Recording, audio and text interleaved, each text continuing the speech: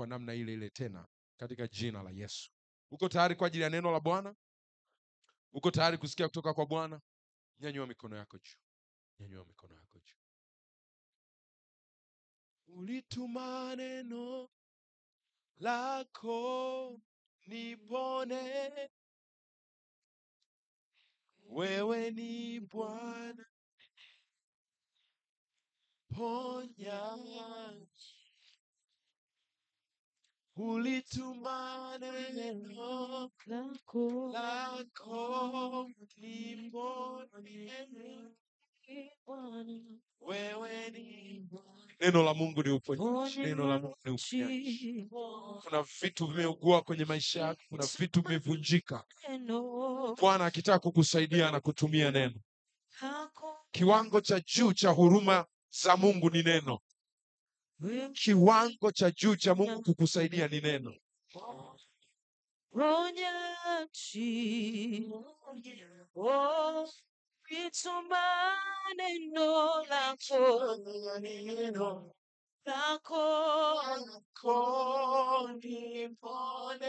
Wewe ni Bwana. Wanaomwamini Bwana wanapona kwa neno lake. Si wamwimbie Bwana, wakiri kwa sauti za juu kabisa, wakiri kwa imani, wakiri wakimwamini Bwana. Wanaoamini nguvu za Bwana ziko kwenye neno, wakiri kwa imani. Wanaoamini kuna uponya kwenye neno, wakiri tena kwa imani.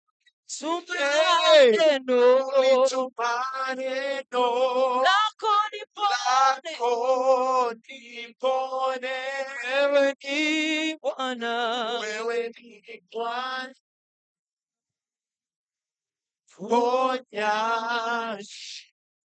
Baba, katika jina zuri la Yesu, sani hii ye Bwana, sani hii ambayo unatutumia neno lako ambalo nyuma yake kuna roho yako.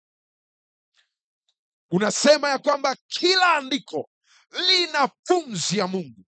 Kwa hiyo hatuendi kusoma mere passages, hatuendi kusoma maandishi au machapisho tu. Tunaenda kusikia uvuvio wako, tunaenda kusikia pumzi yako. Baba, katika jina la Yesu, ruhusu pumzi yako ipenye kwenye kila eneo la maisha yetu, ipenye kwenye kila nyanja ya maisha yetu, na sababisha uhai, sababisha uzima uende kwenye hayo maeneo, na sababisha ufufuko, sababisha uamsho. Tuko tayari tena Bwana leo kwa ajili ya neno lako. Ninamkabidhi mtumishi wako, mpake mafuta ya Roho Mtakatifu, mvuvie Bwana, mpe maneno, mpe nguvu. Ninaomba ya kwamba anapohudumu, ahudumu sio tu maneno, sio hekima za wanadamu, ahudumu na nguvu zako katikati yetu. Asante kwa kuwa utatuhudumia, na asante kwa kuwa ushuhuda wetu ni kwamba tumemwona Bwana na hatutabaki kama tulivyokuwa. Tunakuahidi ya kwamba tutakurudishia sifa na heshima na utukufu.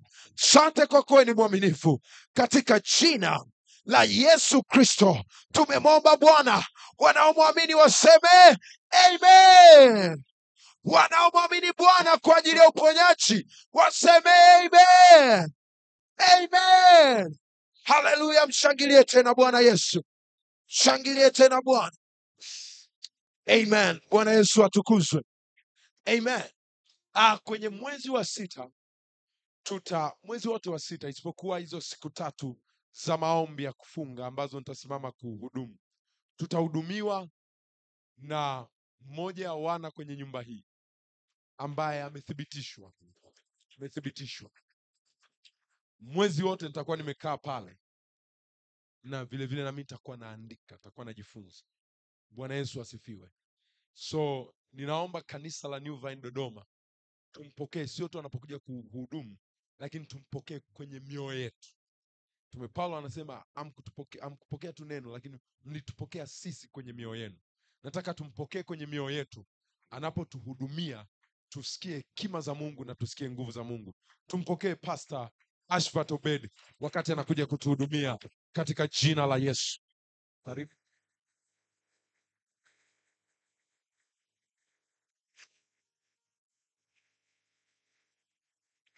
Unaweza ukaongeza makofi kwa Yesu. Kama unafanya kwa Yesu, unaweza ukafanya vizuri zaidi ya hapo. Haleluya, amen. Asante sana, unaweza ukachukua siti yako nzuri. Haleluya, amen. Tunamtukuza Bwana Yesu sana kwa ajili ya zawadi ya watumishi wa Mungu The Vine ambao Mungu ametupatia kwenye nyumba hii, na nitaomba ungane na mimi kumshangilia Bwana Yesu kwa ajili ya The Vine wakati wanachukua siti zao. Unaweza ukafanya vizuri zaidi ya hapo. Haleluya, amen, amen. Ninamtukuza Bwana Yesu ambaye amenipa nafasi ya kusimama kwenye madhabahu yake,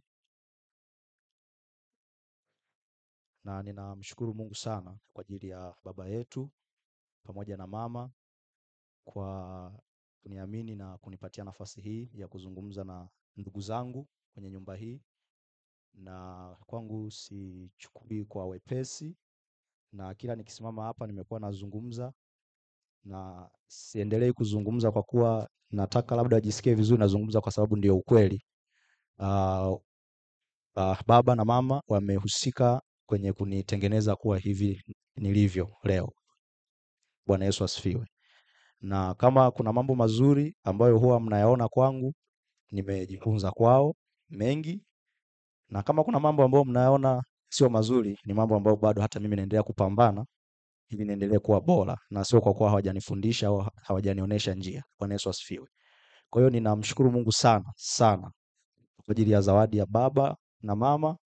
Mimi nimekuja hapa nikiwa kama baba ambaye mnatufundisha, sina umbo wala sura ya kuvutia kwa mtu yeyote, lakini mpaka sasa hivi ninavyoweza kuaminiwa na kusimama hapa ni matokeo ya kazi kubwa ambayo ameifanya kwangu kwenye maeneo yote ya maisha yangu. Bwana Yesu asifiwe. Kiroho, kihuduma, uchumi, ndoa, familia, kila kitu Mungu amewatumia kunijenga na kunifanya kuwa hivi nilivyo. Bwana Yesu asifiwe. Amen. Lakini pia namshukuru Mungu kwa ajili ya zawadi nzuri ambayo amenipatia mke wangu mrembo. Ninamtukuza Bwana Yesu sana kwa ajili yake. Asante. Amefanyika baraka kwangu, lakini kwa namna ya kulipa dhabihu nyingi wakati mimi nikiwa kwenye majukumu ya kumtumikia Mungu. Bwana Yesu asifiwe. Na hakuna hata siku moja nimewahi kusikia analalamika, na mara zote amekuwa ananiruhusu nitumike wakati wowote. Bwana Yesu asifiwe. Kwa ninamshukuru Mungu sana kwa ajili yake na kwa namna ambavyo anatumika kuendelea kunifanya kuwa bora. Haleluya. Amen. Baba, ninakushukuru kwa kunipa nafasi ya kusimama kwa mwezi mzima. Kwangu ni kazi nzito na ngumu kwangu, na kuna muda tunakubali sio kwa kuwa tunapenda, tunakubali kwa sababu tunatakiwa kufanya. Bwana Yesu asifiwe. Kwa hiyo ninakushukuru kwa kuniamini kusimama, na naamini Mungu atayahudumia maisha ya watu kupitia mimi. Bwana Yesu asifiwe. Amen. Kwa mwezi huu wote tutakuwa na somo ambalo Mungu amenizungumzia ndani yangu, nilipe kichwa cha utele na ustawi katika umoja. Utele na ustawi katika umoja. Haleluya. Na andiko letu la msingi ambalo tutalisoma na kulirudia mara nyingi, na Mungu atatusaidia kulichambua kwa kina, ni Zaburi sura ya 133 mstari wa 1 mpaka wa 3. Zaburi sura ya 133 mstari wa 1 hadi wa 3. Na hapo ndipo andiko letu mama lipo, na tutasoma maandiko mengine mengi kama ambavyo baba ametufundisha kwamba sisi ni watu wa neno. Bwana Yesu asifiwe. Kwa hiyo tutasoma sana, tutajifunza sana, na tunaamini kufikia mwisho Mungu atakuwa ametusaidia kuona umuhimu wa jambo hili zuri ambalo ametutumia kwa wakati huu. Haleluya. Naomba tusome Zaburi sura ya 133 mstari wa 1 mpaka wa 3, na tutasoma wote kwa sauti. Tusome.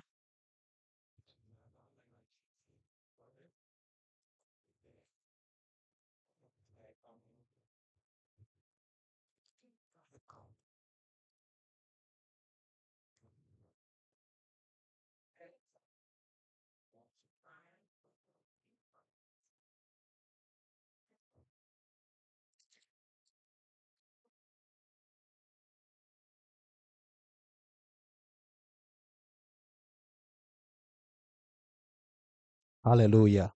Tazama jinsi ilivyo vema na kupendeza ndugu wakae pamoja na kwa umoja.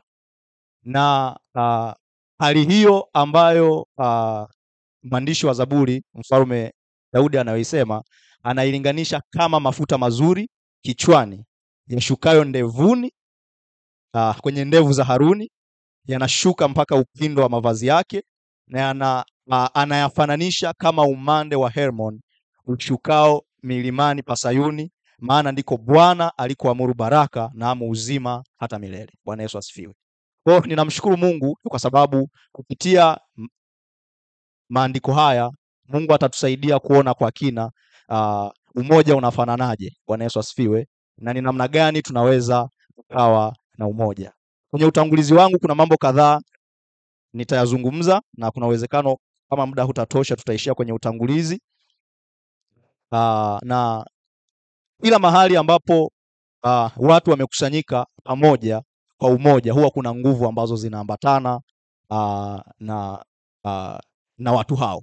Bwana Yesu asifiwe. Kila mahali popote ambapo utakuta kuna watu wako pamoja, kuna watu wana umoja, kuna mambo ambayo yataambatana, kuna nguvu ambazo zinaambatana na watu hao. Na nguvu ya kwanza ni nguvu ya utekelezaji. Mahali popote ambapo watu watakuwa wamekutana pamoja alafu wako kwa umoja, kuna nguvu inaitwa nguvu ya utekelezaji. Kuna mambo watayatekeleza, kuna mambo watayatokeza, kuna matokeo watayafinyanga na yataonekana. Kwa hiyo popote kwenye umoja, popote kwenye upamoja, huwa kuna nguvu ya utekelezaji. Lakini kuna nguvu nyingine, ni nguvu ya kiroho. Popote ambapo hakuna umoja, popote ambapo hakuna upamoja, huwa kunakosekana nguvu ya kiroho. Wakorintho wa kwanza 3:1-4, na hiyo nguvu ya kwanza unaipata kwenye Mwanzo sura ya 11 mstari wa 6, ambapo wanazungumza kwa habari ya mnara wa Babeli, walivyojikusanya, wakajiorganize, wakawa na nia moja na wakaanza kujenga mnara. Na neno la Mungu linasema, Mungu mwenyewe akasema kwa namna walivyoamua kuwa wamoja kwa upamoja, hakuna chochote kitakachozuilika katikati yao. Kama wameamua kujenga huu mnara mpaka ufike kwangu, ukweli ni kwamba utafika kwa kuwa wako pamoja. Lakini kwenye nguvu ya kiroho tunaipata kwenye Wakorintho wa kwanza sura ya 3 mstari wa 1-4, anazungumza namna ambavyo watu ambao kati yao hakukuwa kuna umoja, anawatambulisha kama watu wenye tabia ya mwilini au watu ambao wako mwilini, kwa sababu anasema miongoni mwao kuna mafarakano, miongoni mwao kuna husuda. Kwa vitu vyovyote ambavyo vinasababisha umoja uwepo, unawaondoa watu kwenye hali yao ya kiroho na wanakuwa watu wa mwilini, wanakuwa watu kano. Bwana Yesu atusaidie sana. Lakini kuna nguvu nyingine ambayo inapatikana kwenye umoja ambayo inaitwa nguvu ya mwendelezo. Popote kulipo na upamoja, popote kuliko na umoja, ndipo huwa kuna mwendelezo wa mambo. Kuna mwendelezo wa vitu, kuna mwendelezo wa utumishi, kuna mwendelezo wa vizazi, pale ambapo watu wako pamoja na kwa umoja. Bwana Yesu asifiwe sana. Ulimwengu wa roho wa nuru na ulimwengu wa roho wa giza unafanya kazi na watu walio pamoja. Ulimwengu wote, uwe wa giza uwe wa nuru, unafanya kazi na watu walio pamoja, sio na mtu mmoja mmoja. Mungu akikupatia maono, akikupatia kusudi, ili hilo kusudi lidhihirike, hakutarajii ulitimize wewe mwenyewe. Anakutarajia utimize pamoja na watu wengine. Na kitu kitakachokufanya hilo lengo litimie, kusudi litimie, sio tu kuwa pamoja, ni kuhakikisha kwenye huo upamoja wenu kuna umoja. Kwa sababu watu wanaweza wakawa pamoja na kusiwepo na umoja katikati yao. Bwana Yesu atusaidie sana. Kwa umoja ni mkubwa kuliko upamoja. Tunaweza tukakutana hapa na hatuna umoja ingawa tunakutana pamoja. Tunaweza tukawa kwenye ndoa kwa pamoja lakini hatuna umoja kwenye ndoa. Tunaweza tukawa kwenye familia zetu ambazo tumetoka, tukawa ni familia ya pamoja lakini hakuna umoja. Bwana Yesu atusaidie sana. Kwa mahali popote ambapo hakutakuwa kuna umoja, ni mahali hapo ambao adui atapata namna ya kupapiga, lakini hapo hapo ndipo Mungu atatumia kuzalisha vitu vikubwa kwenye maisha ya hao watu. Bwana Yesu atusaidie sana. Yesu atusaidie sana. Kwa hiyo nguvu ya ibilisi au nguvu ya adui yoyote huwa ni kuwatenganisha watu wasiwe pamoja.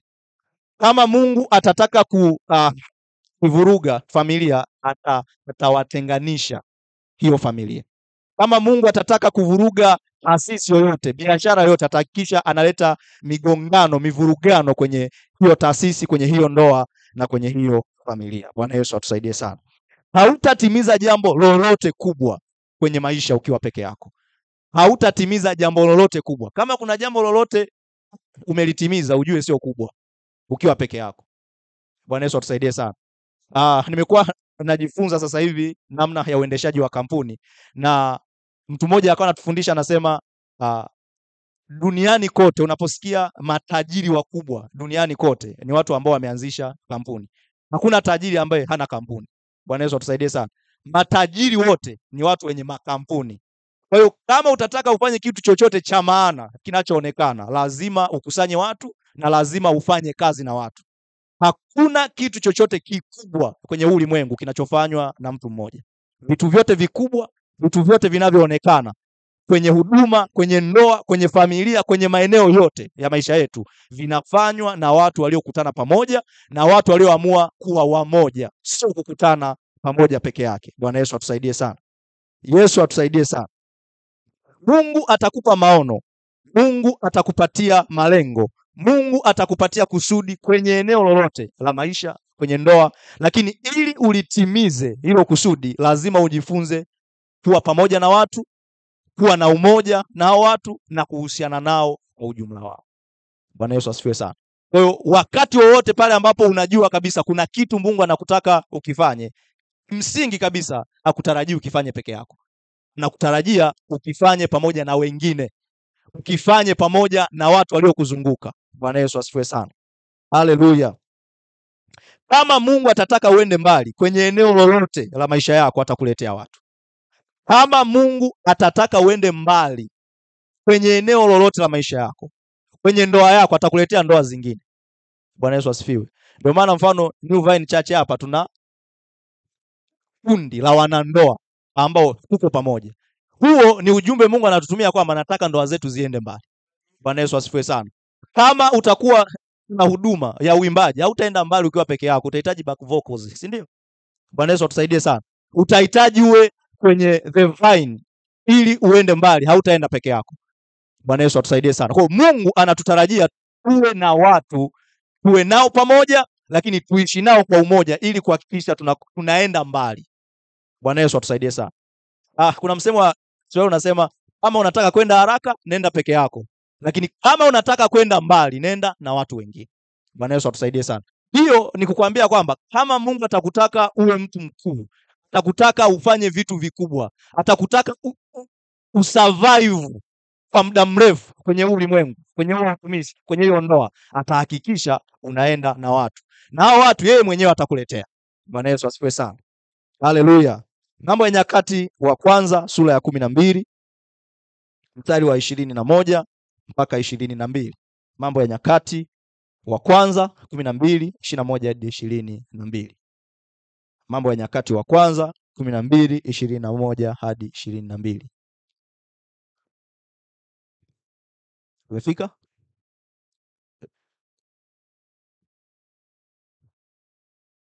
Soma kwa sauti.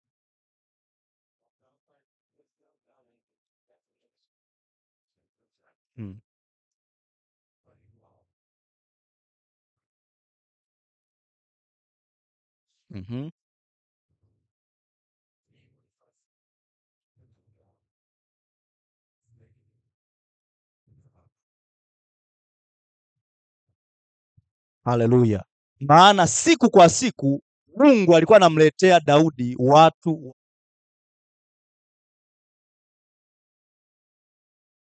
idie vita. Bwana Yesu asifiwe sana. Sasa ilikuwa ni jukumu la Daudi kujua namna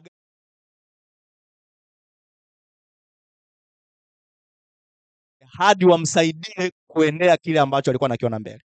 Wangekuja kumsaidia na asiwaambie maono ya nini nataka kitendeke, hakuna chochote kingefanyika. Bwana Yesu atusaidie sana. Kwa hiyo Mungu anapotuletea watu, na kimsingi New Vine Church hapa ametuletea watu wengi. Amekuletea hawa watu wengi ili akusaidie. Amekuletea watu wengi hivi ili akusaidie. Ni jukumu lako kuona wanatakiwa kukusaidiaje na kukusaidia watu. Usipoona hawatakusaidia. Bwana Yesu atusaidie sana. Kwa hiyo ni kazi yako Baba amewahi kutufundisha kwamba wanajeshi waliomfuata hawa ambao tunaona hapa walikuwa ni wanyonge, walikuwa wana madeni, walikuwa wana huzuni. Kwa hiyo kuna watu Mungu anakuleta kwako ili wakusaidie, lakini unatakiwa wasaidie kwanza wawe bora.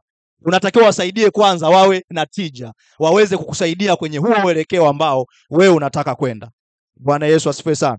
Mungu akitaka kukusaidia kutimiza kusudi lako, kutimiza hayo malengo ambayo umeyaweka mwaka 2025, atakuletea watu. Ni jukumu lako ujue namna gani ya kuwapanga. Unakuwa kama kocha, ujue nani acheze namba 5, nani acheze namba 2, nani awe kipa. Ni jukumu lako, sio jukumu la Mungu. Jukumu la Mungu ni kukuletea hao watu. Wakati unahusiana nao, ndo unakuwa pamoja nao, kuna vitu vingine utatakiwa vifanye ili muwe wamoja, ambavyo tutaviona kwa kadri tunavyoendelea somo hili. Haleluya. Haleluya. Mungu hawezi akabariki kundi lolote ambalo limegawanyika. Mungu hawezi akabariki kundi lolote ambalo limegawanyika. Mungu hawezi akabariki familia yoyote ambayo imegawanyika. Kama kuna baraka za familia ambazo unatakiwa kuzichukua kwenye familia yako na sio kanisani, unatakiwa kuhakikisha unaenda unaunganisha familia yako. Bwana Yesu atusaidie sana. Yesu atusaidie sana. Kama kuna baraka za ukoo wenu ambazo ziko kwenye ukoo wenu tu, hawezi kwenda kuzifuata kwenye ukoo mwingine. Kwa hiyo ni jukumu lako kuhakikisha unaunganisha ukoo wako ili unufaike na wengine wanufaike na baraka ambazo Mungu amezikusudia zipite kwenye ukoo wenu. Bwana Yesu asifiwe. Kuna watu ambao kwenye familia tofauti tofauti Mungu ameachilia labda baraka ya uongozi. Wao Mungu ameweka hicho ni kitu kikubwa. Haitakuwa halisi mpaka hao watu wameungana, mpaka kuna umoja katikati yao. Bwana Yesu asifiwe. Yesu asifiwe sana. Nakutolea mfano, tumekuwa tukijifunza mara nyingi sana kwamba kuna baraka mzaliwa wa kwanza ni kama lango. Bwana Yesu asifiwe. Kuna baraka ambazo zinaingia kwenye familia kupitia mzaliwa wa kwanza. Bwana Yesu asifiwe. Kwa hiyo kama kwenye hiyo familia hakuna muunganiko, kuna mvurugano, na baraka ambazo zinapitia kwenye lango la mzaliwa wa kwanza ambazo utazikosa.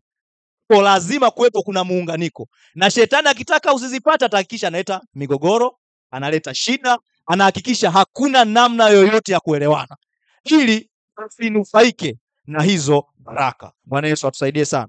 Yesu atusaidie sana. Kwenye Zaburi 133 mstari wa 3 anasema, "Pa umande wa Hermoni ushukao milimani pasao ni maana, ndiko Bwana alikoamuru baraka." Kwa hiyo Mungu ameamuru baraka ziende kwenye umoja, sio sehemu nyingine yoyote.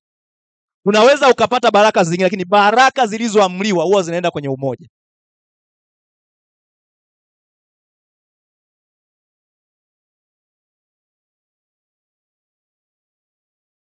Moja. Watu wako wana nia moja, wana kusudi moja, wanawaza mamoja, ndio Mungu anapeleka baraka hizo, anaziamuru, sio tu anapeleka, anaziamuru ziende. Bwana Yesu asifiwe sana. Na alichokiamuru Mungu hakuna anayeweza kukizuia. Haleluya. Haleluya. Haleluya. Tunaona kwenye maeneo tofauti tofauti ya Biblia ya kwamba kuna maeneo kadhaa ambayo Mungu alikuwa anawabariki watu mpaka wameamua kuchukua hatua ya kuungana. Bwana Yesu asifiwe. Mwanzo sura ya 1 na mstari wa 27 hadi 28 ambao pia tutaiona huko chini. Mwanzo 1:28, 27 hadi 28. Kama tumefika tusome.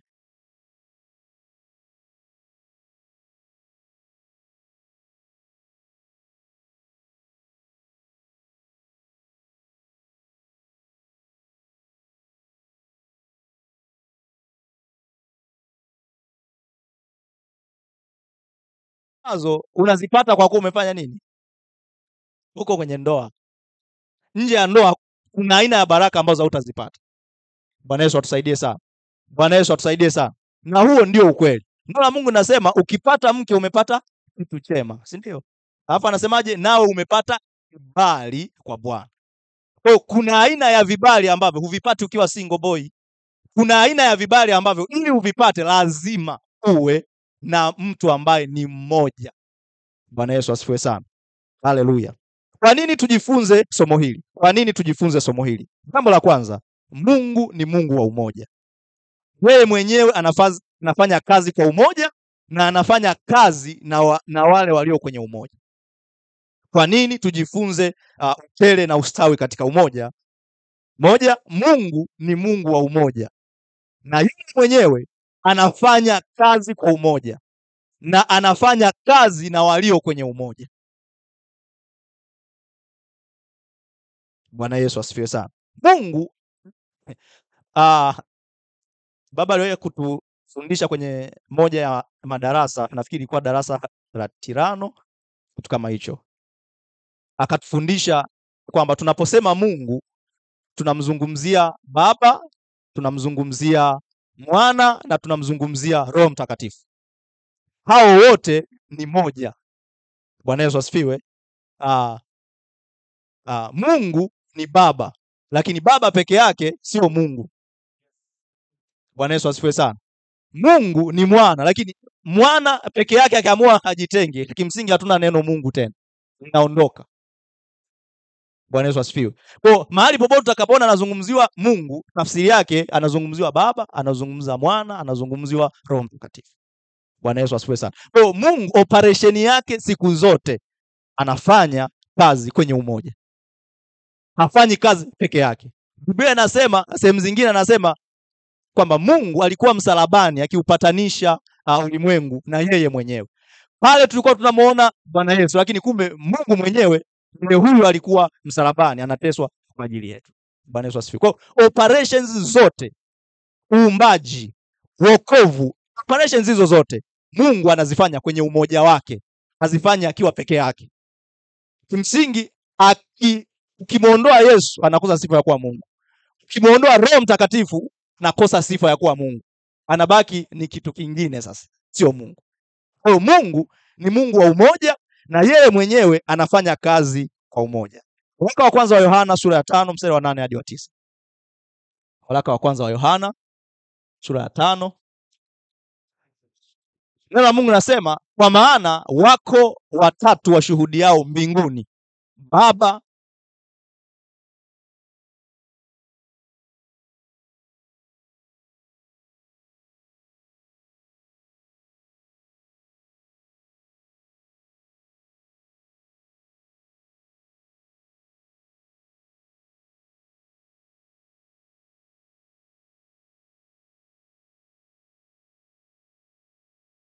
mbinguni, na hao watatu ni mmoja. Alafu anawafafanua ni akina nani hao ambao ni umoja: Baba, Neno na Roho. Bwana Yesu asifiwe. Popote utakapoona Mungu ameonekana, ujue wote wameonekana. Sasa hivyo ndivyo hata Mungu anatutarajia tuwe hivyo, tuwe wamoja, tuwe kama yeye alivyo. Mungu ni Mungu wa ushirika. Mungu ni Mungu wa jumuiya. Yeye mwenyewe yuko kwenye ushirika na anatutarajia na sisi tuwe kwenye ushirika. Yeye mwenyewe ni Mungu wa jumuiya, anajumuika na wale watatu wote. Na sisi anatutarajia tujumuike sisi kwa sisi. Bwana Yesu asifiwe. Haleluya. Mithali 18:20.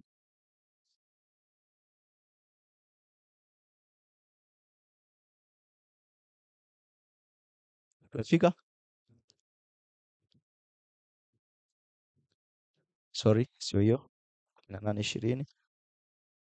Soma Mwanzo 2:18. Mwanzo 2:18.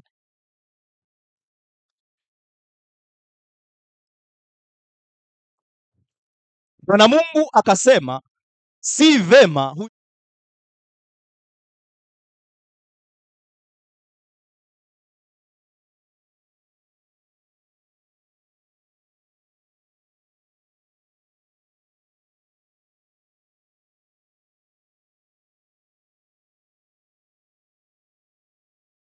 sio vyema uwe peke yako. Sio vyema uwe peke yako. Kinyume cha vyema ni nini? Uovu, si ndio? Ni uovu ukiwa peke yako. Na hapo hatuzungumzi tu kwenye eneo la ndoa. Bwana Yesu asifiwe. Tunazungumza kwenye maeneo yote. Ni uovu kuwa peke yako kwenye kupasiu mambo ya kiroho. Ni uovu kuwa peke yako kwenye kupasiu utumishi. Tunahitaji watu wengine zaidi yetu. Bwana Yesu atusaidie sana. Yesu atusaidie sana. Wakati wowote unapokuwa peke yako, unapitia mambo peke yako, ujue huko unafanya uovu. Wakati wowote ambapo kuna mambo hayako sawa na hata hauna mtu wa kumshirikisha, uko peke yako, ni wewe peke yako, unafanya uovu, kwa sababu sio vema mtu akae peke yake, na sio ndoa peke yake, yani maeneo yote sio sawa sawa ukae peke yako.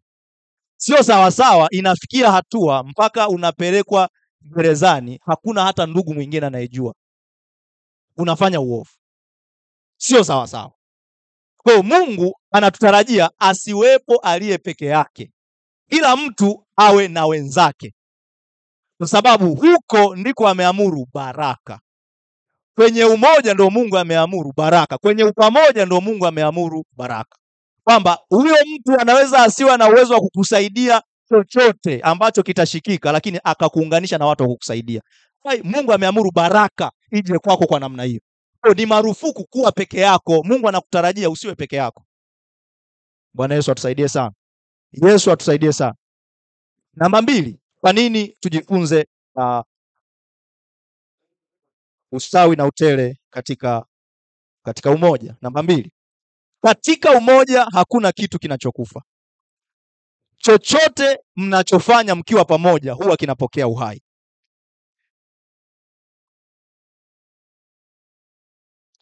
Adui anapata nafasi ya kuua vitu kwenye maisha yako kwa kukuondoa kwenye maisha ya watu wengine. Adui akitaka kukuua anahakisha na kutoa kwa watu. Adui akitaka auwe huduma yako ya uimbaji anakuzuilia kuingia the vine ili ife. Adui akitaka kuua kipawa chako cha uongozi, utaaminiwa kwenye uongozi alafu utasema sitaki. Bwana Yesu atusaidie sana, kwa sababu Mungu anasababisha uhai watu wanapokuwa pamoja. Baba amewahi kutuambia ukiwa peke yako unakuwa ni windo rahisi la adui. Ukiwa peke yako ni windo rahisi la adui. Adui atakuua ukiwa peke yako. Bwana Yesu atusaidie sana. Zaburi 133 mstari wa 3 anasema hivi, naam uzima hata milele. Tafsiri zingine zinasema hivi, naam kuna uhai hata milele.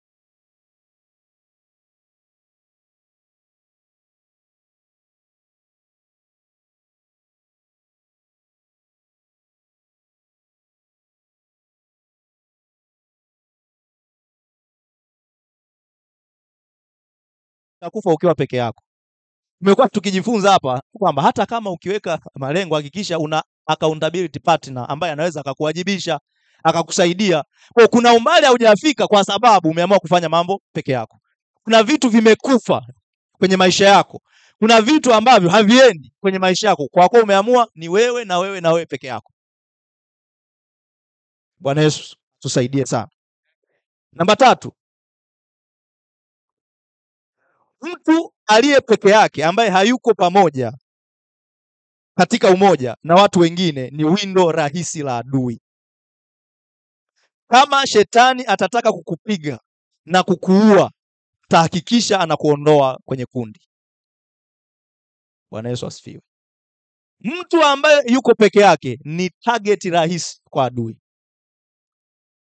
Petro wa kwanza 5:8. Petro wa kwanza 5:8.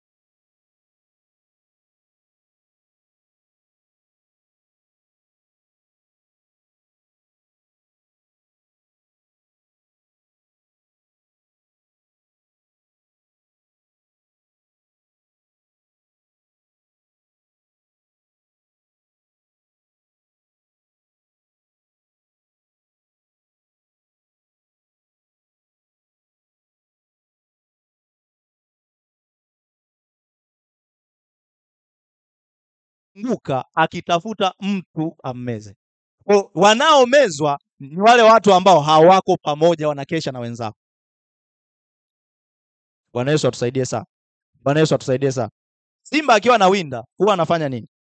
Akiwa na winda huwa anakuja anakuta kuna kundi kubwa labda la swala hapo. Ambacho huwa anakifanya huwa anashtua au anaunguruma. Akiunguruma huwa wanatawanyika, si ndio? Wakitawanyika huwa anafanya nini? Anafuata huyo mmoja tena aliyekimbia peke yake. Bwana Yesu atusaidie sana. Kwa neno la Mungu linatuambia kwamba wakati wowote ambapo umejitenga ni wakati ambao shetani amekufikia kukumeza.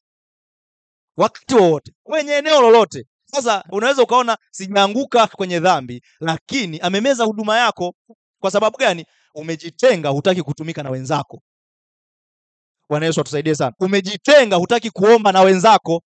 Kwa anafyonza au anameza maombi yako. Anameza shauku yako ya kuomba. Anameza shauku yako ya kusoma neno. Kwa sababu gani? Unafanya peke yako. Unasema mimi hata nisipoenda ibadani nitafuatilia online. Lakini online pia uko peke yako. Bwana Yesu atusaidie sana. Yesu atusaidie sana. Kwa hiyo shetani huwa anatafuta mtu, sio watu. Anatafuta mtu ammeze. Shetani hatafuti watu awameze. Kwa sababu gani? Hawezi kuwameza watu wengi, anamezaga mtu mmoja mmoja. Kwa ana mission ya mtu mmoja mmoja. Kwa usalama wako ili usimezeke, hakikisha unatafuta sehemu ya kuwa pamoja kwa umoja na watu. Haleluya. Namba 4. Umoja unasababisha ukuaji. Katika umoja wowote huwa kuna ukuaji. Kama kanisa litakuwa, lazima kuwe kuna umoja. Kama kampuni yako itakuwa, lazima kuwe kuna umoja. Kama familia yako itakuwa, lazima kuwe kuna umoja. Kwa sababu gani? Umoja huwa unakuza vitu. Matendo ya Mitume sura ya 2 mstari wa 46 mpaka 47. You can't grow alone. Yaani huwezi kuwa peke yako. Bwana Yesu asifiwe. Umesikia nilichosema? Huwezi kuwa peke yako. Huwezi ukakuwa peke yako. Unakuwa pamoja na wengine. Umefika? 46 nasemaje?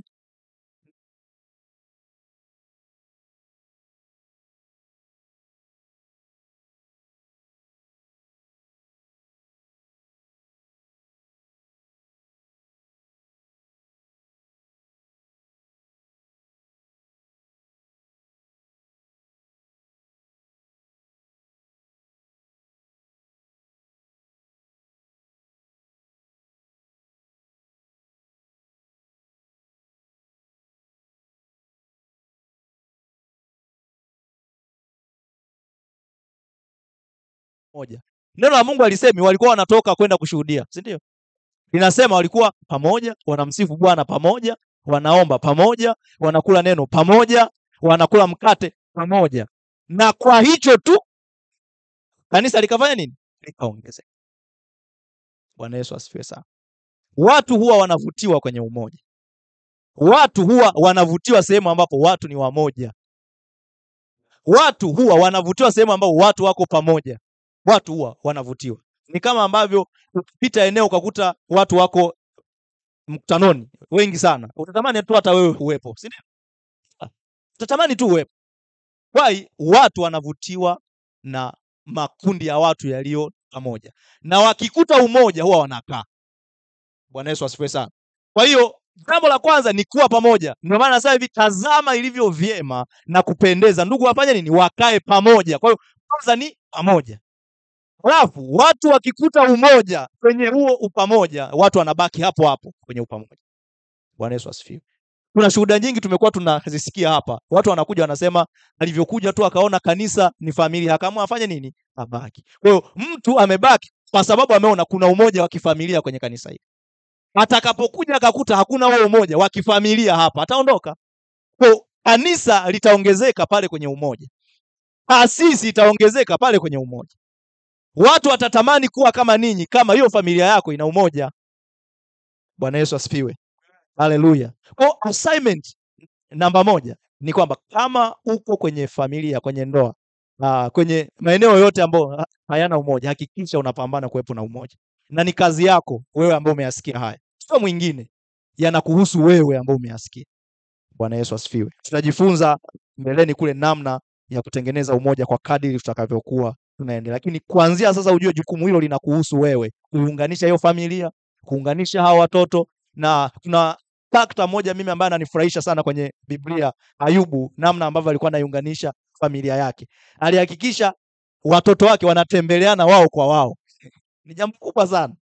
Na wakikutana pale wanafurahia, wanakula pamoja, afu anawatolea na sadaka. Ni jambo kubwa sana. Bwana Yesu asifiwe sana.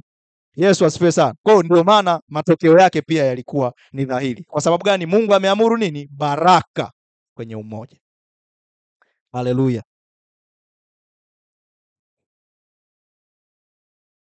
Mara unapoacha kuwa wakala wa umoja, unakuwa ni mara unakuwa mtu wa kudumaza vitu. Ni mara unakuwa mtu wa kuua vitu. Mara unapokataa au unapoamua mimi sio wakala wa umoja, ni mara ambapo unaanza kudumaza vitu kwenye maisha yako na maisha ya watu wengine. Kwa vitu vinakuwa kwenye umoja. Namba 5, katika umoja Mungu anaamuru baraka. Kwa nini tujifunze utele na ustawi katika umoja? Ni kwa kuwa kwenye umoja ndio Mungu anaamuru baraka. Baraka inayoamriwa ni baraka inayofanikisha kwenye maeneo yote ya maisha, kama eneo hilo litakuwa na umoja. Kuna baraka za kutafuta na kuna baraka za kuamriwa. Ukitoa fedha sadaka yako kwenye ujenzi, kuna baraka utazipata, si ndio? Na kuna baraka ambayo inahitaji tu muwe wamoja, alafu aziamuru zije. Bwana Yesu asifiwe sana. Kwa hiyo kuna baraka ambazo Mungu ameziamuru zije kwenye huo umoja, kwenye hiyo huduma departments. Kuna baraka Mungu ambazo amezikusudia mtakapokuwa wamoja tu aachilie baraka kwenye hilo eneo. Namba 6, umoja unatisha mataifa. Kama unataka unyanyue mji, uuteke mji, unataka uutishe mji, unataka utishe huo mtaa, unataka ndoa yako itishe huo mtaa, unataka watoto wako watishe huo mtaa, hakikisha familia yako inakuwa na huo umoja. Hakikisha hiyo taasisi wafanyakazi wake wanakuwa na umoja. Hakikisha hiyo huduma, hao watu ambao Mungu amekupatia wanakuwa na umoja. Kama utataka tisha watu. Bwana Yesu asifiwe. Utajikuta vitu vidogo vidogo vinaanza kuwa vikubwa. Kwa sababu gani? Kuna mtu ana hekima moja, mwingine ana hekima nyingine, mwingine ana hekima nyingine. Kwa hiyo zikiunganika zinakuwa kitu kikubwa. Bwana Yesu asifiwe sana. Kwa hiyo mtatisha watu, mtatisha ulimwengu, mtatisha mataifa mkiwa na umoja. Bwana Yesu asifiwe. Yoshua 18:1-2. Yoshua 18:1-2.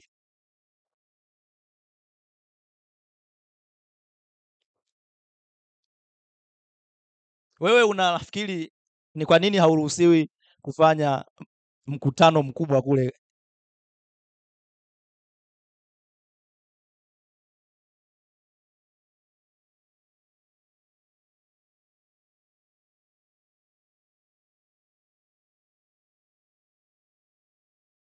Kuna utisho unasababishwa na watu walio pamoja, na watu wenye umoja. Umefika? Kisha mkutano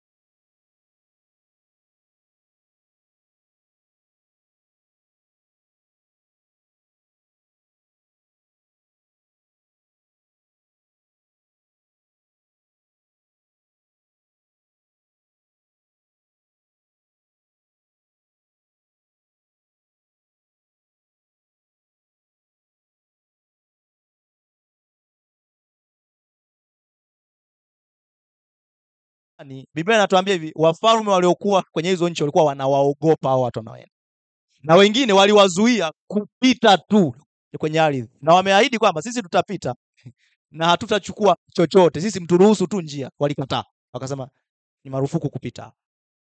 Bwana Yesu atusaidie sana. Kwa sababu nini? Kuna utisho ambao unasababishwa na watu walio pamoja na watu wenye umoja. Namba 7, hakuna jambo lolote kubwa hapa duniani ambalo limefanywa na mtu mmoja.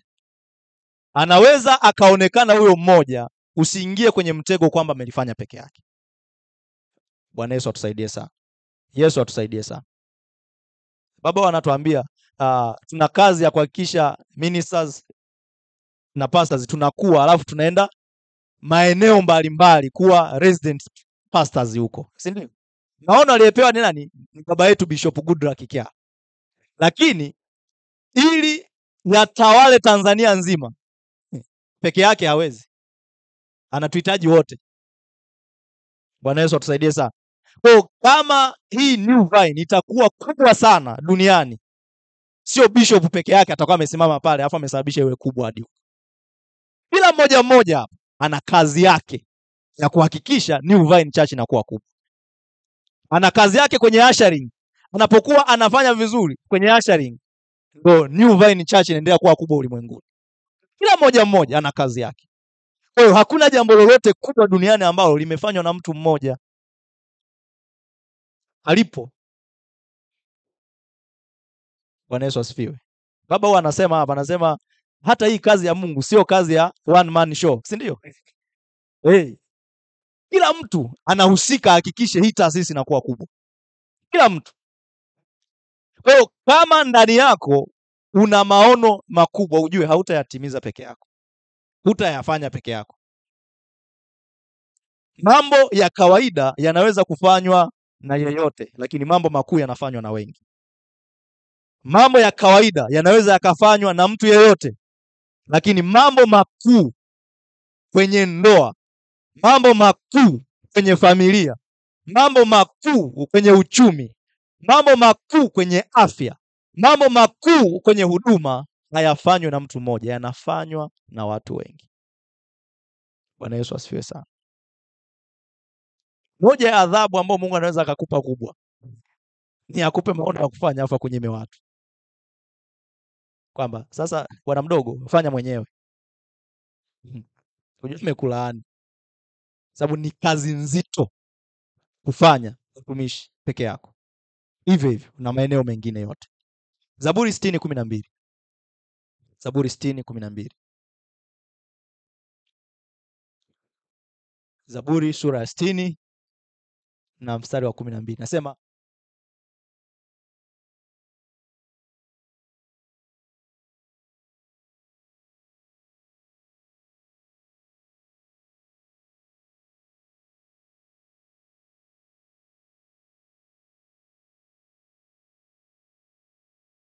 Mungu tu hauko peke yako. Si ndio? Alafu tu sio nitatenda makuu. Angeweza kabisa kaandika nitatenda makuu kwa msaada wa Mungu. Kwa msaada wa Mungu tutatenda makuu. Kuna makuu ambayo ili uyatende lazima muwe wengi, sio mmoja. Na ili muwe sio tu wengi, muwe na Mungu pia. Yesu asifiwe. Yesu asifiwe. Maana yeye atawakanyaga watesi wetu.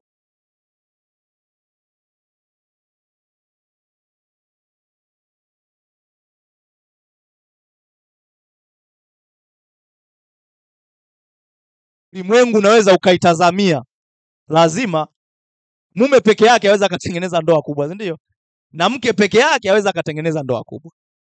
Baba peke yake aweza kalea watoto wakuu. Na mama peke yake aweza kalea watoto wakuu. Watoto wakuu wanalelewa na baba na wanalelewa na mama. Sio mmoja. Ukiona mtu amekuwa mkuu, amelelewa na mtu mmoja, tafsiri yake kama angelelewa na wote angekuwa mkuu zaidi. Angekuwa mkuu zaidi. Bwana Yesu atusaidie sana. Haleluya. Kwa hiyo kwa msaada wa Mungu tu sio ni tunatenda makuu. Tunatenda makuu Mungu akiwa anatusaidia tukiwa wote. Kwa hiyo kwenye hiyo ndoa mnamhitaji Mungu, lakini mnahitaji umoja wenu ninyi wenyewe. Haleluya. Haleluya. Ustawi na utele katika umoja. Namba 8, kwa nini tujifunze ustawi na utele katika umoja? Ni maombi ya Bwana Yesu kwa Mungu kabla hajaondoka. Yaani ombi la mwisho kabisa ambalo alifanya kabla hajapaa kwenda mbinguni ilikuwa wawe na umoja. Wawe na umoja. Wawe na umoja.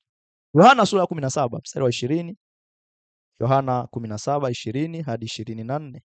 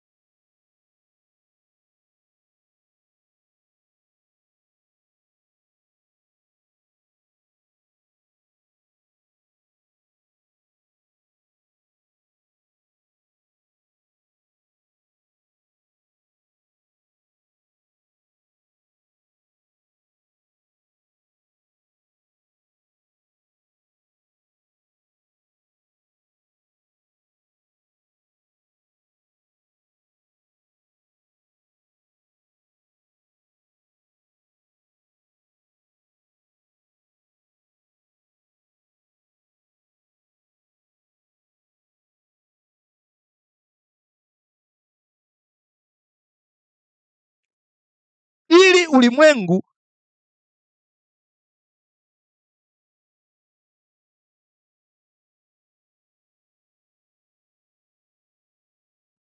Mungu alimtuma nani? Alimtuma Yesu.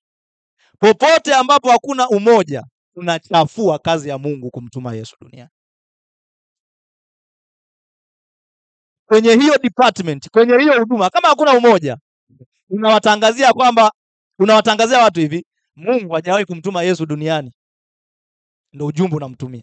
Ndio ujumbe unautumia ulimwengu kwamba Mungu hajamtuma Yesu. Kwa hiyo kama unafanya hivyo, tafsiri yake ni unawazuilia watu wasifanye nini? Wasiokoke na wasimjue Yesu. Kwa hiyo maombi yangu mimi ni kwamba Mungu, naomba unisaidie kwenye eneo lolote nililopo. Ama nisababishe umoja au niwe ni mtu ambaye nitakubali umoja uliopo. Kwa sababu gani? Ninapofanya hivyo ninawaambia watu wengine. Kwa hiyo namna nyingine ya kuwashuhudia watu kwamba Yesu alikuja duniani kweli ni kwa sisi kuwa na umoja. Ndio namna mojawapo nyingine. Yesu asifiwe. Mstari wa 22 anasema, nami utukufu ule ulionipa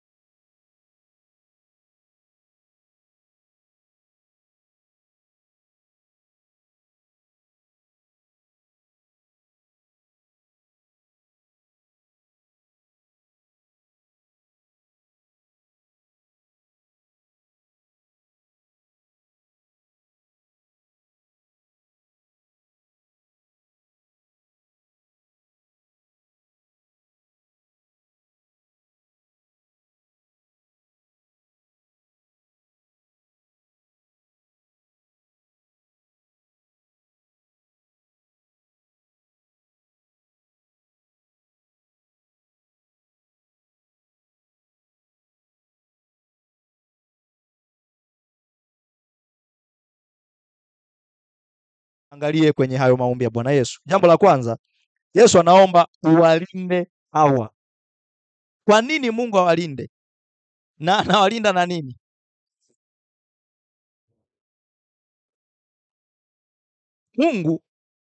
Yesu anaomba uwalinde hawa ili wawe na nini? Na umoja. Kwa kusudi la Mungu kutulinda ni ili tuwe na nini?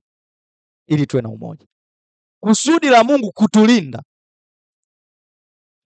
Yesu alipokuwa anaomba, kwa nini alikuwa anaomba kulindwe? Alikuwa anaomba tulindwe ili tuwe na umoja. Mungu anatulinda ili tuwe na nini? Na umoja. Sio ili tujisikie tuko vizuri, anatulinda ili tuwe na umoja.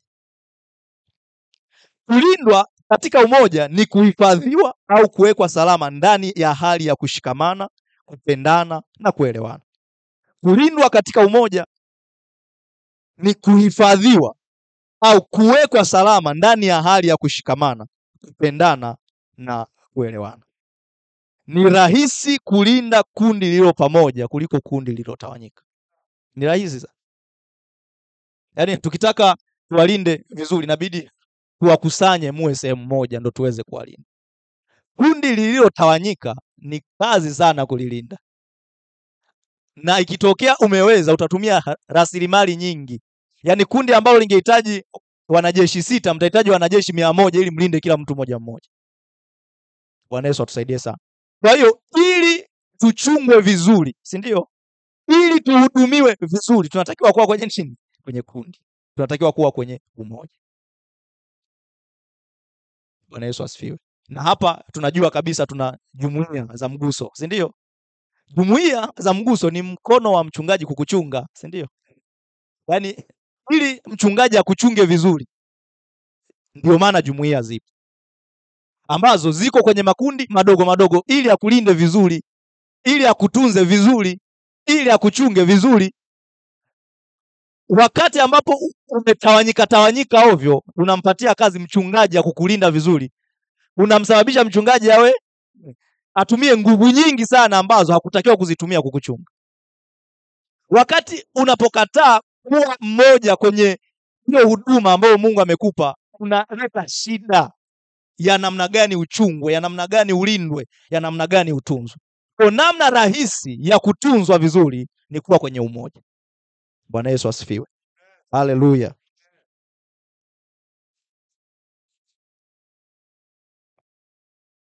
Jambo la pili ambalo anaomba au analizungumza kwenye maombi hayo, anasema si wao tu na watakao amini baadaye. Kwa hiyo Yesu hakuwa anawaombea watu waliokuwepo tu pale wanamsikiliza. Hakuwa anawaombea mitume 12 peke yao. Hakuwa anawaombea wanafunzi wake wale waliokuwepo walikuwa anawafundisha kila siku anatembea nao. Alikuwa anawaombea mpaka watu wengine watakaokoka leo na watakaokoka kesho na watakaokoka kabla hajarudi. Alikuwa anawaombea wawe na nini? Umoja. Okay. Swali, ni maombi ambayo yametimia mpaka sasa kwamba tuwe na umoja kama yeye alivyo na umoja na Baba. Ni maombi nafikiri hayajatimia. Yanaendelea kutimia, si ndio? Kwa hiyo kuna upande wa Mungu kama Baba ambavyo amekuwa anatufundisha ambao ni mkamilifu. Yeye aliomba na inatakiwa kuwa hivyo, lakini tuna upande wetu sisi wa kuhakikisha maombi ya Yesu yanakuwa halisi. Bwana Yesu atusaidie sana. Kwa hiyo kukataa kuwa na umoja, kukataa kukaa pamoja na waamini. Sababu maombi haya hakuwa anawaombea wote. Na ni hatari kwamba wewe una umoja na watu wengine ambao hawajaamini, alafu sio mmoja na watu ambao wameamini. Ni hatari sana. Ni hatari sana. Haya maombi ni kwa waamini tu walindwe ili wawe na umoja. Ili wanapolindwa watu wengine wathibitishe kwamba ni kweli Yesu alifanya nini? Alikuja duniani. Kwa hiyo Yesu anawaombea hadi watu ambao hawajaokoka, watakapookoka nao walindwe waje na umoja. Sasa swali, aliyeokoka na Yesu alimuombea awe na umoja na sisi, anapokuja akakosa umoja, tafsiri yake ni nini? Anaondoka kwenye umoja. Aliyeokoka atakuja na atakaa hapa kama na sisi wenyewe tuna nini? Tuna umoja. Tuna umoja. Watu wanapookoka na kutukuta tuko kwenye umoja, nao wataendelea kuwa kwenye umoja. Na kinyume chake itakuwa ni sawa sawa. Bwana Yesu atusaidie sana. Jambo la tatu, Mungu anaachilia utukufu kwetu ili tuwe na umoja. Na hapa nitazungumza kidogo. Mungu anaachilia utukufu kwetu ili tuwe na umoja. Mtego uliopo mara nyingi tukipata utukufu ndio huwa tunataka kuwa peke yetu. Yesu atusaidie sana. Mara nyingi Unapopata kazi ndio unaona huwezi kuhudhuria jumuiya, si ndio? Mara nyingi sana. Mara nyingi mwanamume anapofanikishwa ndo mara nyingi huwa anaacha mke wake, si ndio? Anatoka kwenye umoja. Sisi tuna ndugu yetu mmoja alipata tu bumu akaleft na group la familia. Yaani alipata tu bumu alafu ameleft na group la familia. Unaweza kaelewa. Bwana tusaidie sana. Tunamtafuta kijana. Sasa Mungu anataka tunapofanikiwa tuache umoja. Anataka ndio tuendelee kuwa na umoja. Kimsingi anatufanikisha ili tuwe na nini? Na umoja. Sio ili tujitenge. Sio kwa kuwa sasa hivi umepata promotion hautakiwi kuwa the vine, si ndio? Sio kwa kuwa sasa hivi umepata gari zuri ambalo ndo lilitakiwa likusaidie wewe una umoja sana. Ndio hapo hapo sasa unatumia kusema umepata dharura za kifamilia. Mungu anatutarajia kwamba anapotupatia utukufu tuwe wamoja, sio tutengane. Kwenye kila eneo la maisha yetu Mungu anatutarajia hivyo. Kikufanikisha anakutumia ujumbe kwamba kuwa mmoja, usijitenge. Kwa sababu gani? Ukijitenga unakuwa ni window rahisi la adui. Ni rahisi adui kukuangusha ukiwa peke yako. Mungu anatutaka kadri tunavyofanikiwa tuendelee kuwa kwenye umoja na sio tujitenge na kuwa peke yetu. Kadri Mungu anavyokupa cheo, kadri Mungu anavyokupa wateja wengi, si ndio? Kadri Mungu anavyoanza kukupa tenda nyingi, anakutumia ujumbe kwamba endelea kuwa na nani? Na waamini. Sio sasa kwamba mimi siku hizi nina tenda nyingi, kwa hiyo siwezi hata kuhudhuria jumuiya. Siwezi hata kwenda kwenye mazoezi ya The Vine. Siwezi hata kwenda kwenye vikao vya PMC. Siwezi kwenda kufagia kanisani. Ujue tayari shetani amefanikiwa kwenye vita yake ya kukuua. Yesu atusaidie sana. Yohana 17:22. Tuisome kwa sauti wote. 17:22. Tusome. Na utukufu ule ulionipa nimewapa wao, ili wawe na umoja kama sisi tulivyo na umoja. Utukufu aliopewa nani? Yesu. Sasa utukufu unaweza ukawa na maana nyingi, lakini mojawapo inaweza ikawa ni kufanikiwa sana, si ndio?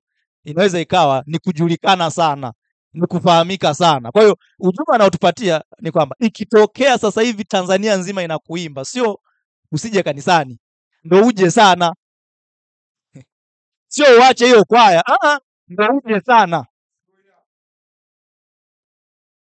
Haleluya. Ukiongezewa mshahara yani rudi sana. Haleluya. Haleluya. Amen. Kwa sababu ya muda tutaangalia kitu kimoja tu kwenye ustawi, na hapa unaweza kuandika uelewa wa andiko la somo Zaburi 133 mstari wa kwanza mpaka wa 3. Uelewa wa andiko au uelewa wa somo, na nitaishia sehemu hapa ambapo Mungu atakuwa ametusaidia kufika. Alafu Jumapili ijayo tutaendelea tutakapokuwa tumeishia leo. Uelewa wa andiko la somo au Zaburi 133 mstari wa kwanza hadi wa 3. Uelewa. Nitasoma tena Zaburi 133 mstari wa kwanza mpaka wa 3. Inasema, tazama jinsi ilivyo vema na kupendeza ndugu wakae pamoja kwa umoja, ni kama mafuta mazuri kichwani, yashukayo ndevu za Haruni, yashukayo mpaka upindo wa mavazi yake, kama umande wa Hermon ushukao milimani pa Sayuni. Maana ndiko Bwana alikoamuru baraka, naam uzima hata milele. Bwana Yesu asifiwe sana.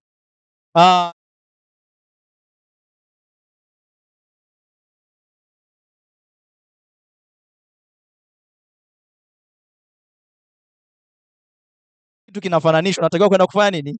Kukisoma ili uelewe inamaanisha nini.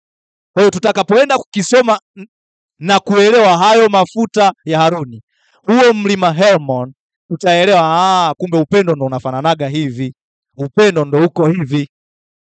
Bwana Yesu asifiwe sana. Tunaelewana watu wa Mungu? Kwa hiyo tunapoenda kupata uelewa wa andiko hili, tutakwenda kutazama jambo la kwanza, hayo mafuta yanayozungumzwa hapo yalikuwa ni mafuta ya aina gani, na yalikuwa yana nini, yalikuwa yana content zipi, na kwa nini yafananishwe, kwa nini umoja ufananishwe na hayo mafuta, kwamba ilikosekana kitu kingine cha kufananisha. Sasa kwa uelewa waliokuwa wanaambiwa, walielewa, si ndio? Walielewa kabisa kwa ndo hivi. Sasa sisi ambao hatuelewi hayo mafuta yalikuwa na content gani, yalikuwaje, tunaweza tusio tunaelewa kwa kina andiko lilikuwa linamaanisha nini. Kwa hiyo tutajikita hapo, tutawekeza muda wetu mwingi kwenye kujifunza hapo. Bwana Yesu asifiwe. Kutoka sura ya 30 ambako tutaanza na mafuta ya Haruni. Hayo mafuta yaliokuwa yanashuka kutoka kwenye kichwa yanaenda kwenye ndevu mpaka kwenye upindo. Ni nini hasa? Kwa nini anayafananisha hayo mafuta na umoja? Kwa nini? Ni kitu cha kustaajabisha sana. Yaani unafananisha mafuta na umoja. Unafananisha mafuta, umoja na mlima. Ni kitu cha tofauti. Kwa hiyo tutaangalia hayo mafuta yalikuwa ni nini, yalikuwa na content gani, na kwa nini yanafananishwa na umoja. Bwana Yesu asifiwe sana. Tunaelewana watu wa Mungu? Kutoka sura ya 30. Kutoka sura ya 30.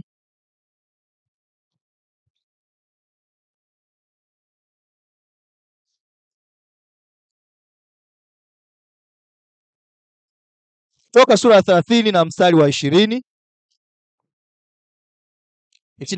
Tuanzia 22. Na Bwana asema, kisha Bwana akasema na Musa na kumwambia, jitwalie manukato yaliyo bora, manemane mbichi shekeli 500, na mdarasini wenye harufu nzuri nusu ya kiasi hicho, yaani shekeli 250, na kane shekeli 250, na kida shekeli 500, kwa kuiandama shekeli ya mahali patakatifu, na mafuta ya zeituni kiasi cha vibaba 5. Nawe utayafanya mafuta ya kutiwa matakatifu, marhamu iliyochanganywa kwa kazi ya ustadi ya mtengenezaji manukato, yatakuwa ni mafuta matakatifu ya kutiwa. Nawe utaipaka hema ya kukutania kwa mafuta hayo, na hilo sanduku la ushuhuda, na hiyo meza na vyombo vyake vyote, na kinara cha taa na vyombo vyake, na madhabahu ya kufukizia uvumba, na madhabahu ya kuteketezea sadaka pamoja na vyombo vyake vyote, na birika na tako lake. Nawe utavitakasa vitu hivyo ili viwe vitakatifu sana, tena kila vigusavyo vyombo vile kitakuwa kitakatifu. Nawe utawatia mafuta Haruni na wanawe na kuwatakasa, ili wanitumikie katika kazi ya ukuhani. Mstari wa 31, nawe utanena na wana wa Israeli na kuambia, haya yatakuwa ni mafuta matakatifu ya kutiwa kwa ajili yangu mimi katika vizazi vyenu vyote, wala msifanye mengine mfano wa hayo, kama yalivyoungwa kwa viungo vyake ni matakatifu, na kwenu ninyi atakuwa matakatifu. Mtu awaye yote atakayechanganya mfano wa haya, au mtu awaye yote atakayetia mafuta haya juu ya mgeni, mtu huyo atakatiliwa mbali na watu wake. Mungu tusaidie sana. Kwa hiyo unaposoma Zaburi 133 ukasikia yanatajwa haya mafuta, inabidi uende ukayatafuta hayo mafuta. Bwana Yesu asifiwe, ambayo ndiyo haya tunayoyaona. Sasa tuangalie haya mafuta yalikuwa yana nini. Haya mafuta, sababu kwenye Zaburi pale anatuambia tu yalikuwa ni mafuta, lakini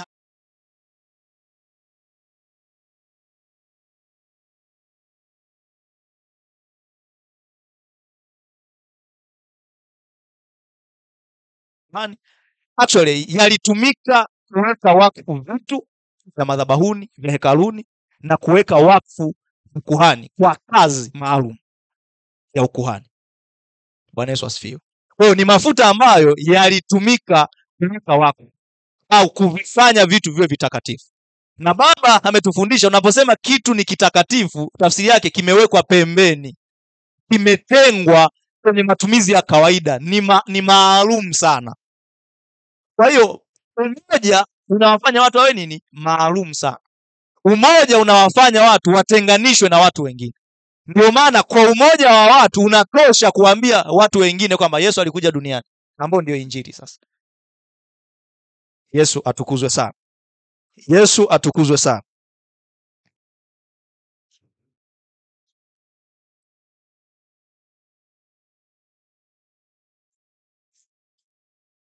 Tuangalie ingredients au vitu vilivyokuwa vinayatengeneza hayo mafuta. Jambo la kwanza ilikuwa ni manemane safi.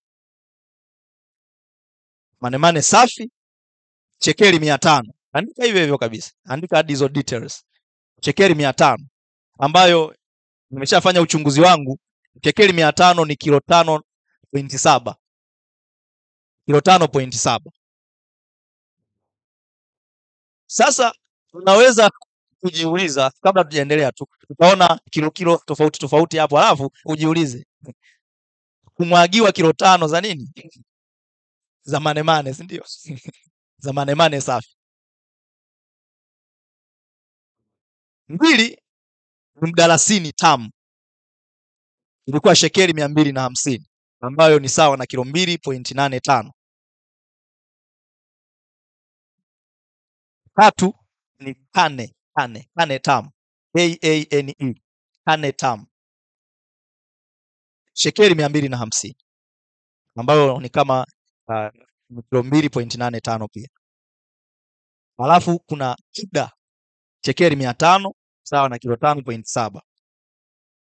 Alafu kuna mafuta ya zeituni, hii ni moja ambayo ni lita 4 hadi 5. Inakadiriwa lita 4 hadi 5 kwenye utafiti nilioufanya. Bwana Yesu asifiwe sana. Kwa hiyo anapozungumza ni kama mafuta mazuri, ni kama umekusanya vitu hivi vyote, hizo ingredients zote zilizotajwa zimeunganishwa, alafu anamwagiwa mtu, ndo yanashuka sasa. Kwa hiyo kwa haraka unaweza kukubaliana ilikuwa ni kama maji mengi, si ndio? Alikuwa na roana kabisa, si ndio? Au kilo 5.7 jumlisha kilo 2.8 jumlisha kilo 2.8 jumlisha kilo 5 ni kilo ngapi? 5.7 mara 4, si ndio? Ni kilo ngapi? Mara 5.7 mara 3, si ndio? Mara 3. Kilo ngapi hizo? Okay, so kilo 17.5 ambayo imewekwa kwenye lita 1 ya zeituni, ambayo ndio imechanganywa huko. Kwa hiyo halikuwa anamwagiwa. Kwa akimwagiwa inatoka juu inashuka kwenye ndevu mpaka kwenye upindo wa vazi. Sasa najua bado hujaelewa. Twende ukaangalie sasa manemane safi ni nini. Ukaangalie kila kimoja, halafu utaelewa ni kwa nini anafananisha umoja na mafuta yalikuwa yanashuka kwenye ndevu za Haruni hadi kwenye upindo wa vazi. Manemane safi ni kitu kama gundi au utomvu unaotoka kwenye mti, kitaalamu naitwa kamifora. Tuta Google huko, alafu nafikiri tutakuwa tunapeana kwenye grupu la kanisa inavyofanana, si ndio? Ili tupate picha. Kwa ni gundi au utomvu. Manemane ni gundi au utomvu. Kwa hiyo ulikuwa ni utomvu wa kilo ngapi? Kilo 5.7, ambayo inapatikana sana Uarabuni na Afrika Mashariki. Hii manemane ina harufu nzuri sana. Manemane ina harufu nzuri sana. Na kuna maeneo kadhaa tunaona imetumika. Ilikuwa inatumika wakati wa mazishi, tuliona, si ndio? Lakini ilitumika pia wakati mamajusi wanaenda kumuona Bwana Yesu. Walipeleka na manemane, si ndio? Bwana Yesu asifiwe. Kwa hakikuwa kitu cha kawaida. Kilikuwa ni kitu kizuri. Kwa hiyo ni harufu nzuri. Kwa hiyo hiyo gundi ni gundi yenye harufu nzuri ambayo hutumika kama manukato wakati wa mazishi na manukato kwenye matumizi ya kawaida. Lakini mbili, hutumika kama dawa ya kuua bakteria. Na tatu, ilikuwa inatumika kama tiba za jadi. Bwana Yesu asifiwe. Matumizi mmeyasikia? Matumizi ya kwanza inatumika kama nini? Manukato wakati wa mazishi na manukato wakati wa kawaida. Halafu ilikuwa inatumika kuua bakteria. Halafu inatumika kama tiba kuponya magonjwa na vitu vingine. Bwana Yesu asifiwe sana. Kwa hiyo Zaburi, Daudi anaposema kwamba tazama ilivyo vyema na kupendeza ndugu wakae pamoja na kwa umoja, ni kwa kuwa anajua kwamba watu wanapokaa pamoja na kwa umoja, kuna watu wanakuja na harufu nzuri. Kuna watu wanakuwa ni tiba kwa wengine. Kuna watu wanakuwa Bwana Yesu asifiwe sana. Kuna watu wanakuwa ni sababu ya watu wengine kupona kiwa pamoja. Kwa anaposema tazama ilivyo vyema na kupendeza ndugu wakae pamoja kwa umoja, ni kama mafuta ambayo ndani yake yana manemane. Hiyo manemane inachofanya inaua bakteria, inatoa tiba, lakini inasababisha harufu nzuri. Mtu kama amekufa, manukato yanasababisha kuondoa harufu. Bwana Yesu asifiwe. Yesu asifiwe. Hiyo ni ingredient moja tu inafanya hayo yote. Inafanya hayo yote. Kwa hiyo kwenye umoja kuna watu wanakuja kama dawa kwenye umoja wetu.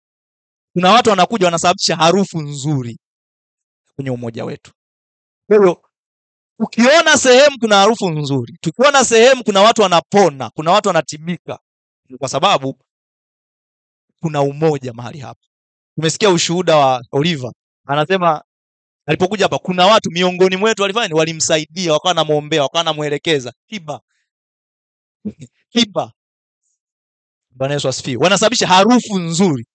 Wanasababisha harufu nzuri, harufu mbaya mbaya. Kuna watu tunakuja hapa tunanuka. Kuna watu tunakuja hapa hatujui kujipaka hata mafuta. Lakini katikati yetu tu unaweza kumtazama mtu jinsi ambavyo anajipaka, ukamuuliza unatumia perfume gani? Anakupenyezea, unaenda unanunua, na wewe unaanza kufanya nini? Unaanza kunukia. Bwana Yesu asifiwe sana. Haleluya. Namba 2, kulikuwa kuna mdarasini tamu. Hizo zilikuwa ni kilo 2.85. Mdarasini tunaujua, si ndio? Tanzania tunaujua sana mdarasini. Mdarasini ni magome.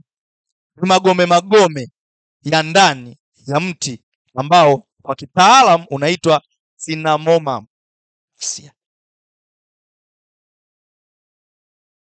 Magome haya nayo wote tunajua, kama tumewahi kula vyakula ambavyo vimewekewa mdalasini, una harufu nzuri. Bwana Yesu asifiwe sana. Kwa hiyo unajumlisha harufu ile ya manemane, harufu nzuri, alafu unajumlisha na harufu ya nini? Ya mdalasini. Vyote viko pamoja. Kwa hiyo hiyo combination ujue inatupatia kitu cha ajabu sana ambacho kina harufu nzuri, si ndio? Bwana Yesu asifiwe. Hutumika kama manukato pia, lakini inatumika kama kiungo cha chakula, lakini ilitumika kama miongoni mwa viungo vya kifahari kwa upako wa kiroho na matumizi ya kifalme. Namna ilitumika. Kwa hiyo miongoni mwetu kuna watu wana harufu za kifalme. Wanapokuja wanatuambukiza nini? Ufalme ndani yetu, tabia za kifalme. Neno la Mungu linasema kwenye Mithali 31. Mungu hapo haraka. Mithali 31. Asante Yesu. Mithali 31. Twende haraka. Mstari wa kwanza. Some. Maneno ya mfalme Lemueli, mausia aliyofundishwa na mama yake. Ni nini mwanangu? Tena ni nini mwana wa tumbo langu? Tena ni nini mwana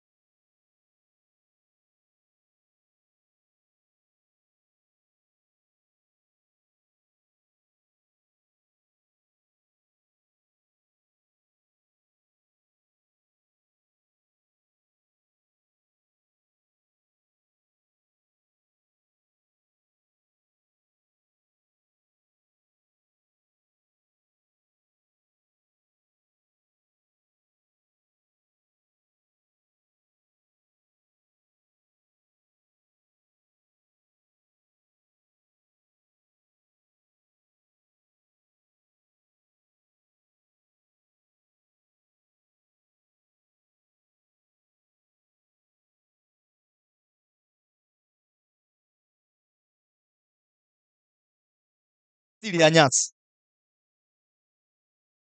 nyasi au matete fulani, nyasi ambayo unatoa harufu tamu.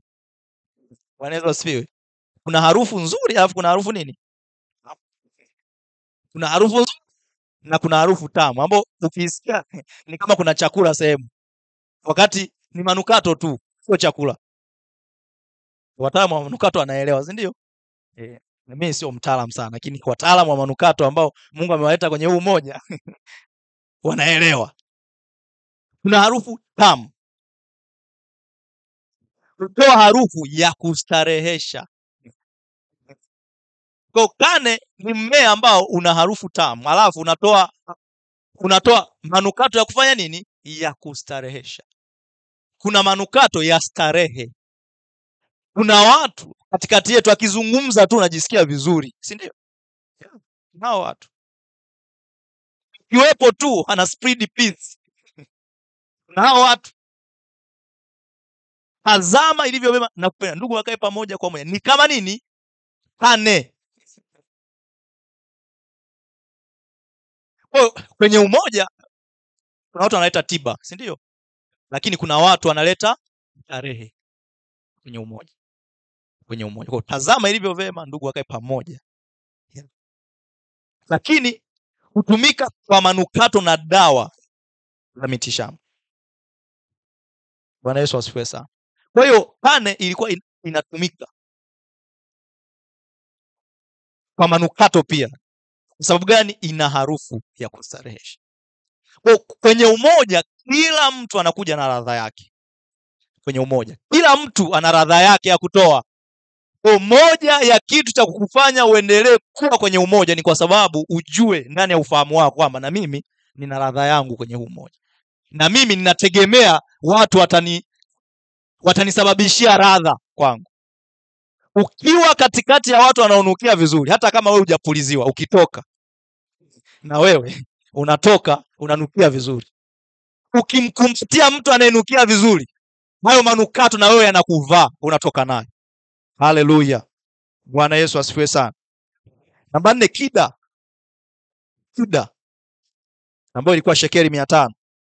Haya ni magome ya mti wa familia ya cinnamon ambao unafanana sana na mdalasini, lakini huwa na ladha kali na harufu nzito. Ladha kali na harufu nzito. Na hii huwa inapatikana sana India na China, lakini ina harufu tamu lakini nzito na ya kipekee.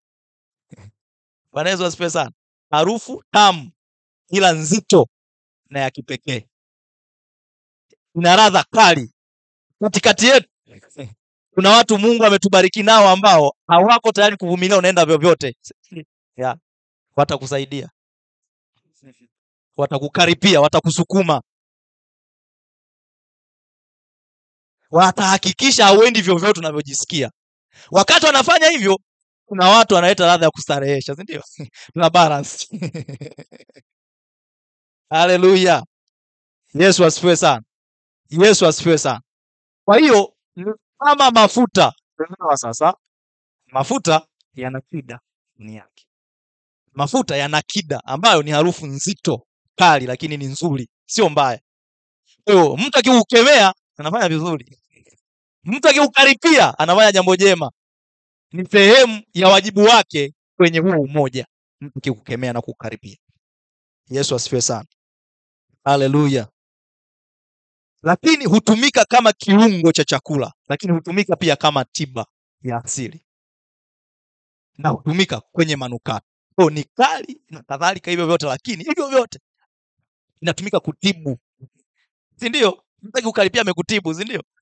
Kama ulikuwa unaenda vyovyote akaukaripia, amekutibu, amekusaidia, amekuletea nuru, amekuletea ladha nyingine. Kwa kwenye umoja ukikaripiwa utakiwa kukimbia, unatakiwa kukimbilia. Kwa sababu gani? Ni sehemu ya ladha ya umoja. Yesu atukuzwe sana. Ya mwisho ni mafuta ya zaituni, ambapo kulikuwa kuna lita 4 hadi 5. Haya hupatikana kwa kukamua matunda ya zeituni ambayo inapatikana sana katika maeneo ya Mediterania, Mashariki ya Kati na hata baadhi ya sehemu za Afrika. Mafuta haya yana rangi ya dhahabu hadi kijani na yana harufu laini ya kipekee. Harufu laini ya kipekee. Ni mafuta yanayotumika kwa kupika chakula, lakini yanatumika kama dawa ya ngozi na nishati ya taa. Bwana Yesu asifiwe. Kwa hiyo utagundua kwamba hizi ingredients zote zilikuwa zina kazi tofauti tofauti. Kwa hiyo Mungu anafananisha umoja na mafuta haya yenye hizi ingredients, akijua kwamba sehemu yoyote ambapo hizi hali zitakuwa zinatokea, watu wanaonyana, watu wanapendana, watu wanafurahiana, watu wanafarijiana, watu wanastareheshana, ni sehemu ambayo umoja ndo unafanana hivyo. Yesu asifiwe sana. Yesu asifiwe sana. Sasa jambo la ajabu ni kwamba alikuwa hapewi tu mdarasini, si ndio? Alikuwa hamwagiwi tu mdarasini. Vyote vilikuwa vinachanganywa. Vyote vinachanganywa. Huo utomvu, mdarasini unasagwa sagwa unakuwa unga, na kida inasagwa, zote zinawekwa zinachanganywa unakuwa kama uji mzito. Alafu ndo anamwagiwa. Sasa hivyo ndo Mungu anasema sasa, tazama ilivyo vyema na kupendeza ndugu wakae pamoja kwa umoja. Anafananisha na haya mafuta ambayo tumeyaona. Unaweza ukasimama kwa miguu yako.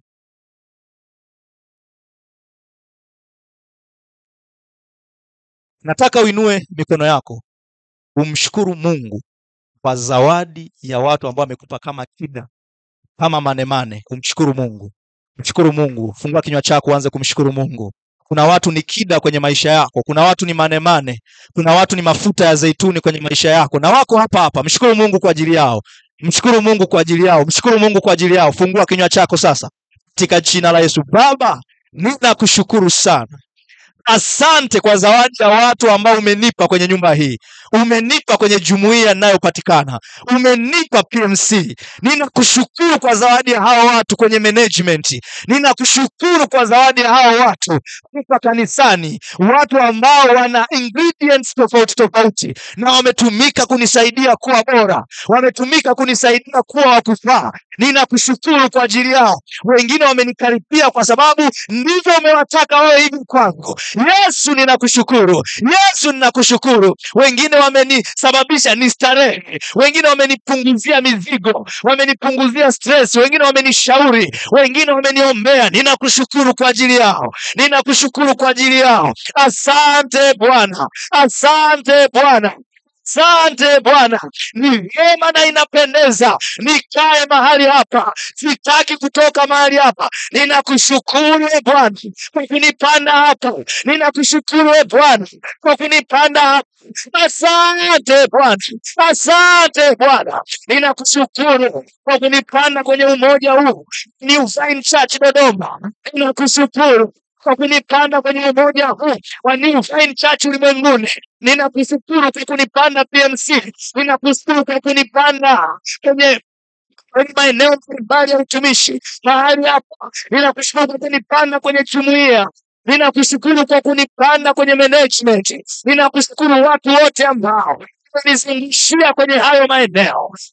Yesu, asante. Sishukuri kwa ukawaida, maana wanaleta harifu tofauti tofauti, na wakati naonekana ni bora kwenye maeneo fulani ya maisha, ni kwa kuwa umenizungushia hao watu. Kuna wakati naonekana wa maana, kuna wakati naonekana nanukia vizuri, kwa kuwa umeniruhusu niwakumbatie hao watu, kwa kuwa umeniruhusu niwasogelee hao watu. Ninakushukuru Yesu, ninakushukuru Yesu, ninakushukuru. Asante Bwana. Ni katika jina la Yesu Kristo tumemshukuru Bwana. Ni katika jina la Yesu Kristo Bwana amepokea shukrani zetu. Twende